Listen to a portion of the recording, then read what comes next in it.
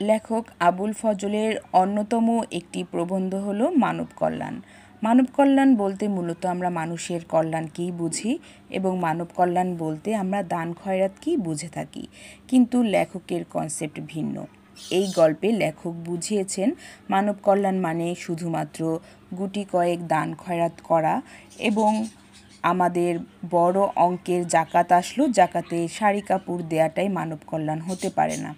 মানব কল্যাণ হচ্ছে মানুষকে ভিক্ষাবৃত্তিতে উদ্বুদ্ধ না করে নিজের পায়ে দাঁড়ানোর জন্য একটা ব্যবস্থা করে দেয়া।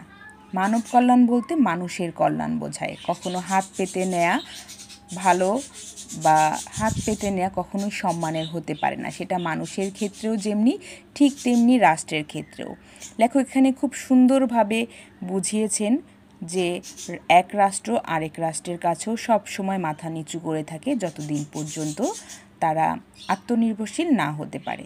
লেখক মানব কল্যাণ গল্পে বা প্রবন্ধে আরও এখানে উপস্থাপন করেছেন যে নিজের পায়ে দাঁড়াতে হলে অবশ্যই নিজেকে স্বাবলম্বী হতে হবে এবং নিজের প্রতি আত্মবিশ্বাস থাকতে হবে, কখনো কারোর উপর নির্ভরশীল করা যাবে না।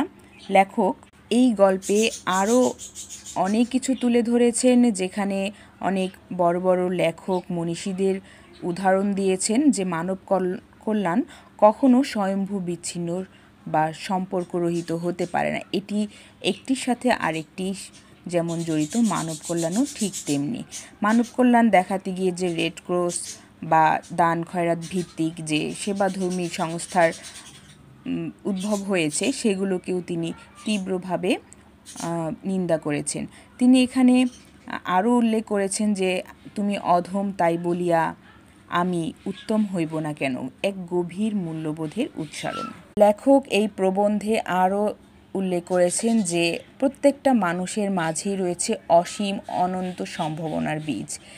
এই সম্ভাবনার বীজের স্ফুরণ এবং স্ফুটনের সুযোগ দেওয়াটা এবং তার ক্ষেত্র রচনাটাই হচ্ছে শ্রেষ্ঠতম মানব কল্যাণ। এই গল্পে বা এই প্রবন্ধের মাধ্যমে লেখক বারবারই এখানে স্রেফ সদিচ্ছা দ্বারা মানব কল্যাণ সাধিত হয় না, হতে পারে না। অতএব আমাদের দৃষ্টিভঙ্গি পাল্টাতে হবে। কিভাবে? আমাদের বিশ্বাস মুক্তবুদ্ধির সহায়তার কারণে সুপরিকল্পিত পথে কল্যাণময় পৃথিবী রচনা সম্ভব। তো আমরা দেখতে পাচ্ছি মানব কল্যাণ এখানে বোঝাতে চেয়েছেন দান খয়রাত না, বরং নিজের পায়ে দাঁড়ানোটাই হচ্ছে, এবং নিজের পায়ে দাঁড়ানোর জন্য যে সাহস, আত্মবিশ্বাস এগুলো তৈরি করাই হচ্ছে মানব কল্যাণের অন্যতম দিক।